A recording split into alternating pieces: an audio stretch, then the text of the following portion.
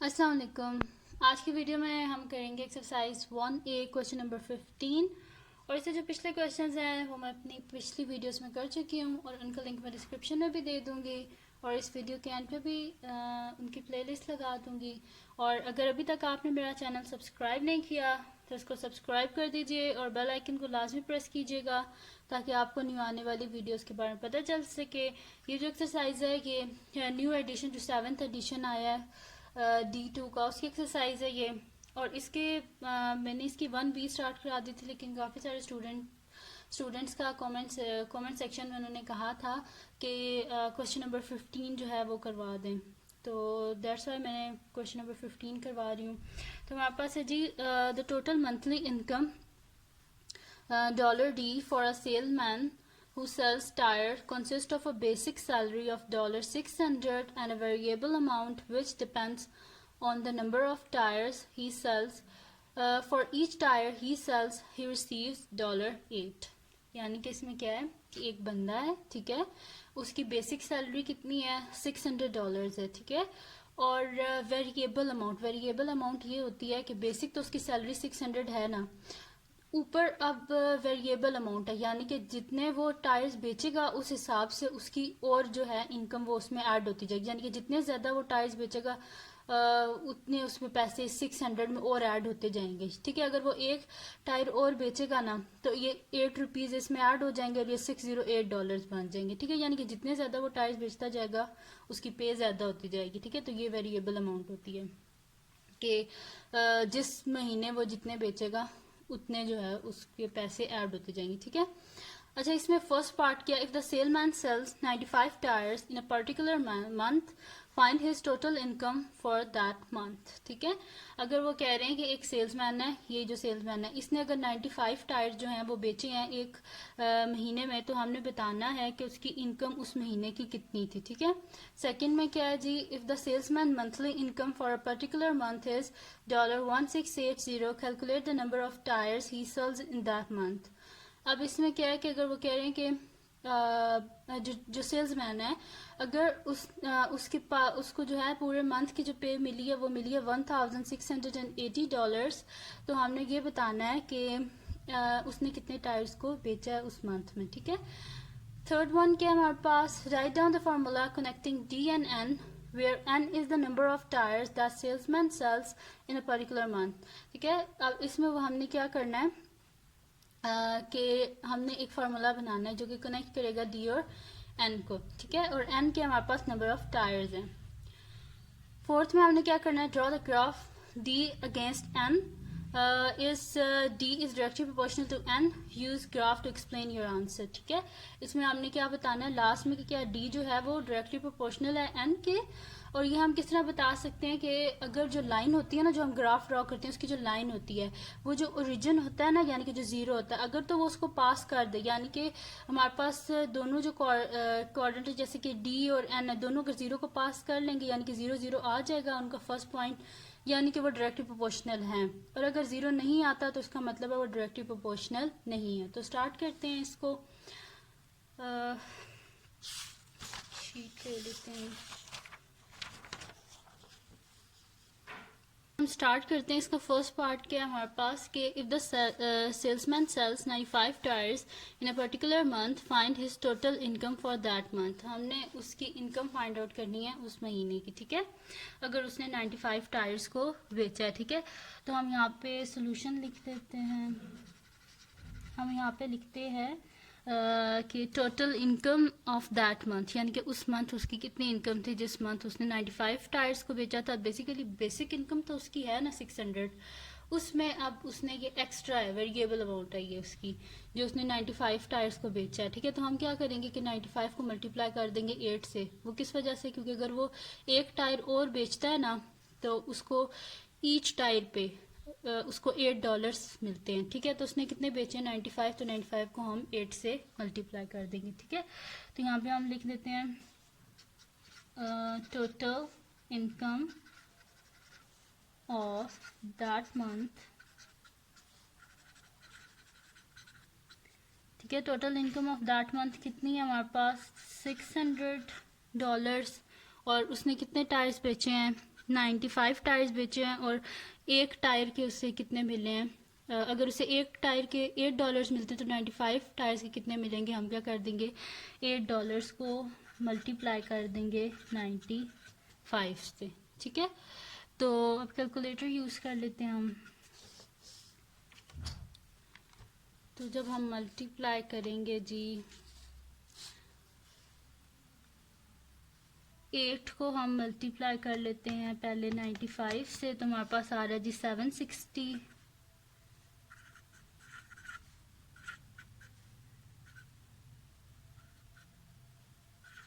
ठीक है। 760 को अब हम क्या कर देते हैं, 760 में हम ऐड कर देते हैं 600,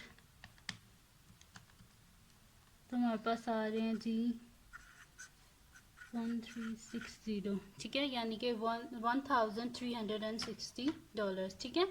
ये हो गया हमारे पास फर्स्ट पार्ट, जिसमें हमने फाइंड आउट करना था कि अगर उसने एक मंथ में 95 टायर्स को बेचा तो उसने कितने कमाए, तो उसने कमाए जी $1360। अब इसका सेकंड पार्ट कर लेते हैं। सेकंड है हमारे पास के if the salesman monthly income for a particular month is $1680, calculate the number of tyres he sells in that month, ठीक है। अगर उसने एक मंथ में कमाए हैं $1680, तो हमने बताना है कि उसने उस मंथ में कितने टायर्स को बेचा है, ठीक है। तो इसका सेकंड पार्ट ही तो हमने इसका फर्स्ट किया है, ये इसका सेकंड हम स्टार्ट करने लगे हैं। तो इसमें सबसे पहले हम लोग वेरिएबल अमाउंट निकालेंगे, यानी कि जो एक्स्ट्रा उसने, फिक्स तो 600 है ही है ना, वेरिएबल हम निकालेंगे। तो वेरिएबल हमारे पास अमाउंट कितनी है, यानी कि वेरिएबल अमाउंट वो देखें, इसकी जो इनकम है ना वो कंसिस्ट है किस पे, बेसिक सैलरी पे और वेरिएबल अमाउंट पे, ठीक है। तो हम क्या कर लेते हैं कि ये जो हमारे पास गिवन है ना, ठीक है, टोटल उसकी सैलरी, इसमें से हम जब फिक्स्ड को माइनस कर देंगे तो हमारे पास वेरिएबल अमाउंट आ जाएगी, ठीक है। उस वेरिएबल अमाउंट जो है ना, उसमें हमें निकालने के लिए कितने टायर्स उसने बेचे हम उसे डिवाइड कर देंगे 8 से, ठीक है। तो यहाँ पे हम लिख देते हैं वेरिएबल अमाउंट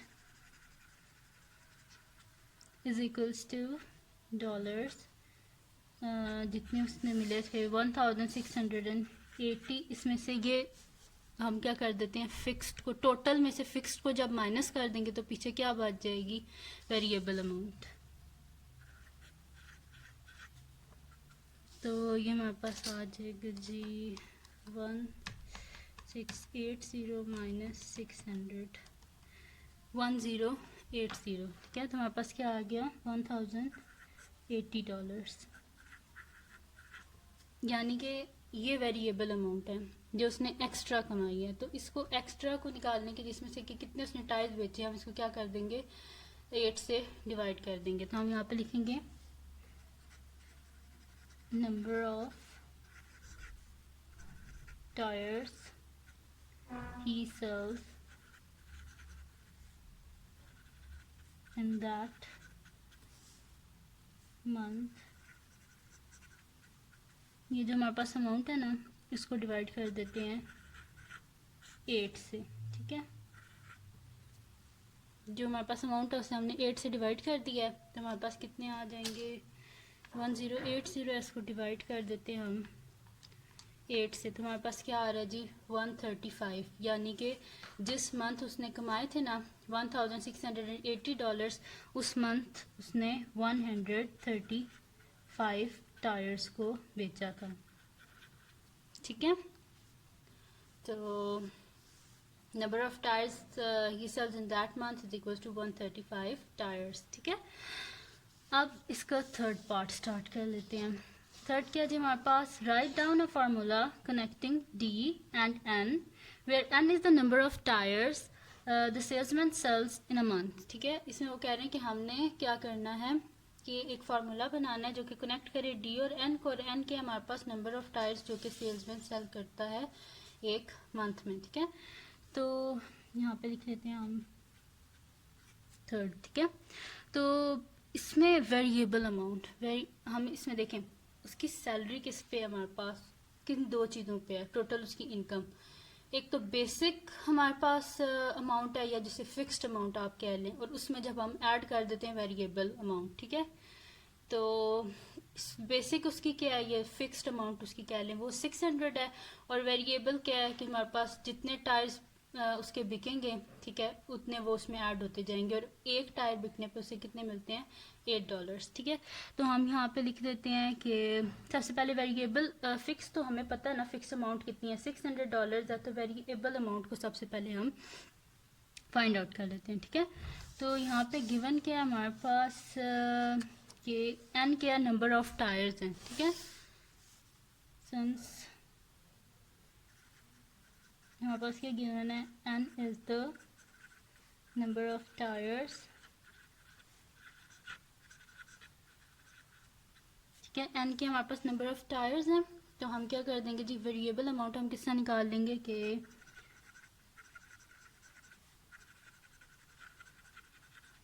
हम क्या कर देंगे कि एन को मल्टीप्लाई कर देंगे हम $8 से, ठीक है। जितनी एन की वैल्यू होगी उतने उसकी वेरिएबल अमाउंट होगी, ठीक है। तो हमारे पास क्या यहाँ पे आ जाएगा $8n, ठीक है, यानी कि वेरिएबल अमाउंट हमारे पास ये है। अब टोटल इनकम किसके इक्वल है,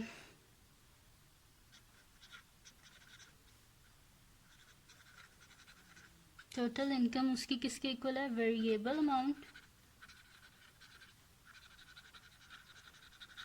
प्लस फिक्स्ड अमाउंट,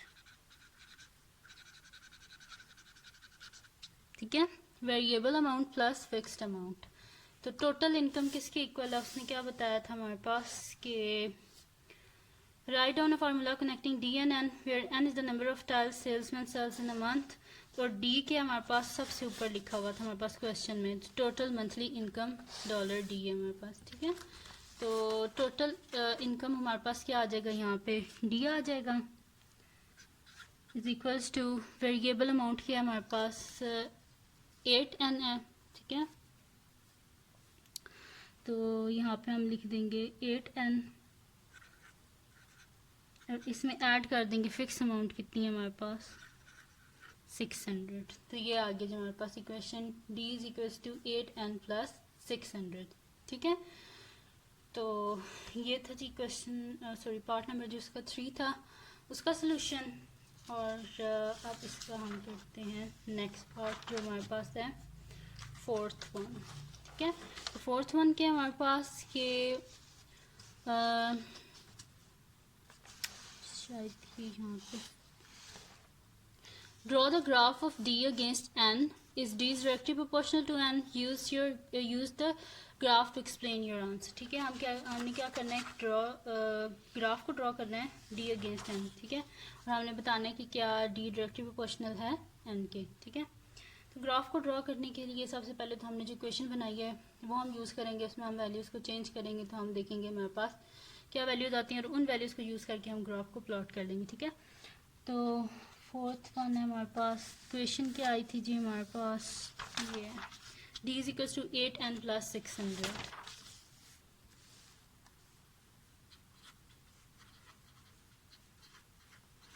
ठीक है, ये आई थी हमारे पास। अब इसमें हम क्या कर देते हैं कि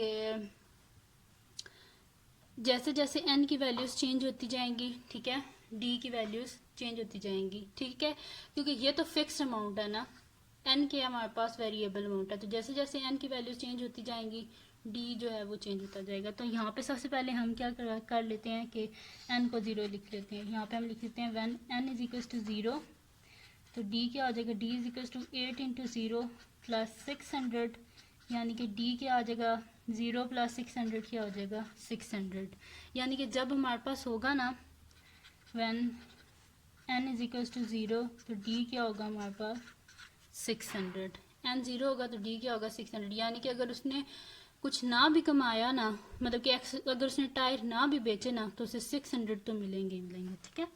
सेकंड में हम क्या कर लेते हैं जी के क्या हो गया, अच्छा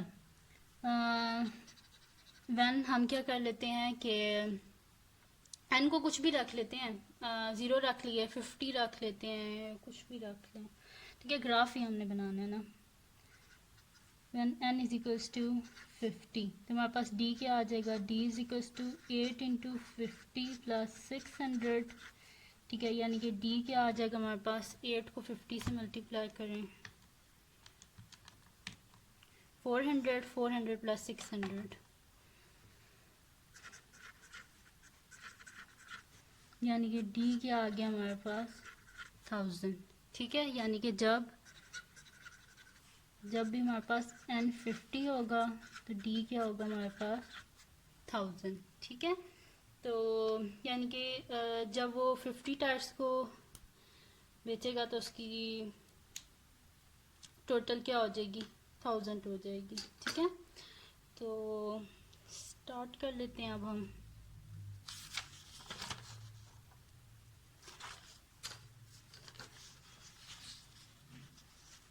इसमें ग्राफ पेपर को यूज़ कर लेते हैं।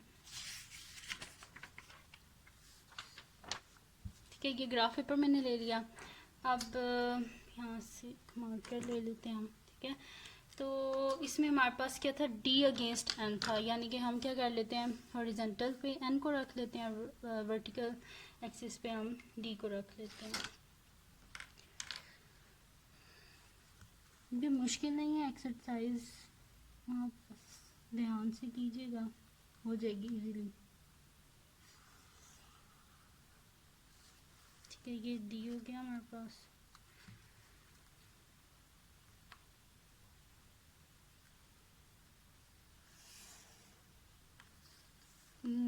ये हो गया जी हमारे पास d, और ये है जी हमारे पास n, और ये क्या हो गया 0।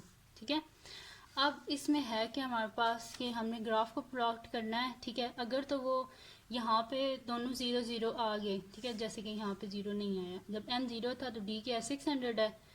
तो वैसे तो ये वैसे देखते ही पता चल रहा है कि ये जो है ना आपस में डायरेक्टली प्रोपोर्शनल नहीं है, लेकिन फिर भी हम ग्राफ बना देते हैं। ठीक है, n की वैल्यूज हम रख लेते हैं यहाँ पे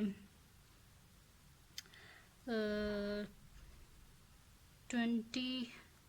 ठीक है, ये 20 का हम कर लेते हैं। ठीक है, 1 2 3 4 5, ये हमारे पास 10 हो गया, ये 20 हो गया, फिर 1 2 3 4 5, ये 30, ये 40 हो गया हमारे पास, 1 2 3 4 5, ये 50 और ये 60।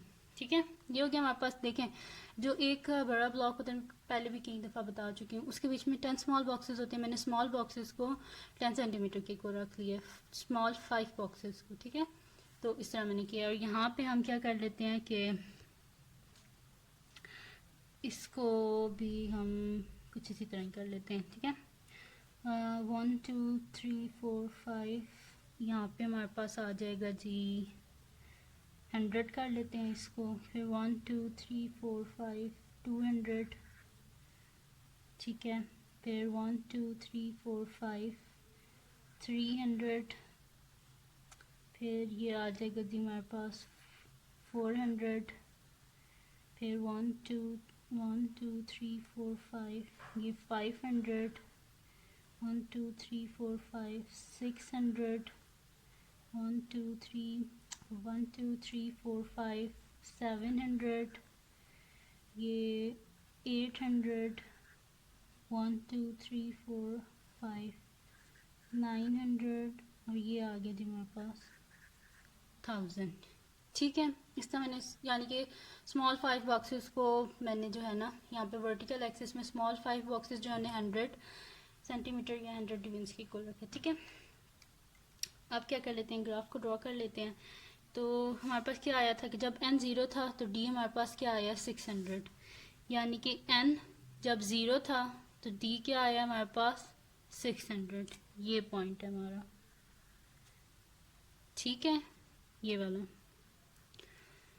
और जब हमारे पास है जी 50 है, सॉरी 50 है जब हमारे पास n, तो हमारे पास क्या आया है d 1000, यानी कि n 50 है और d क्या है हमारे पास 1000 है, और ये 50 है हमारे पास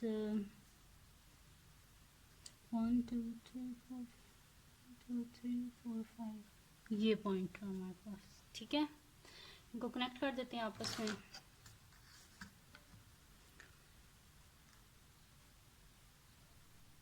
केयरफुली कनेक्ट करना आप। ठीक है, ये कनेक्ट कर दिया। ये पॉइंट क्या हमारा, यहाँ पे n क्या था 0, d क्या आया हमारे पास 600। यहाँ पे हमारे पास n क्या था 50, d क्या आया हमारे पास 1000। ग्राफ किसका बनाया हमने, d is equals to 8n plus 600 का। ठीक है, ये हमने ग्राफ बनाया। इसने ओरिजिन को पास नहीं किया, इस लाइन ने। इस लाइन को यहाँ से पास करना चाहिए था, तब ये होते डायरेक्टली प्रोपोर्शनल। इसने पास नहीं किया, इस वजह से ये डायरेक्टली प्रोपोर्शनल नहीं है। तो हम यहाँ पे लिखेंगे कि ग्राफ में तो नीचे जगह नहीं रही, यहीं पर मैं लिख देती हूँ। ठीक है, तो यहाँ पे हम लिख देते हैं जी कि d is not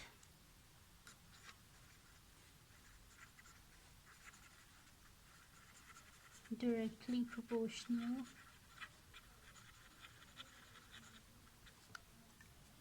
d is not directly proportional to n। वो किस वजह से, because the line does not pass through the origin।